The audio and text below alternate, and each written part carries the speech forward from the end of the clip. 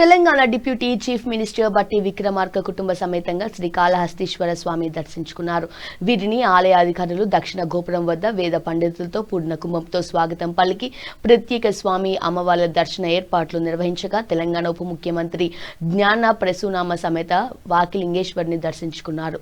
దర్శనానంతరం మృత్యుంజయుల ప్రాంగణం వద్ద వేద పండితుల ఆశీర్వాదం ఇవ్వగా స్వామి అమ్మవార్ల తీర్థ ప్రసాదాలు అందజేసిన ఆలయ అధికారులు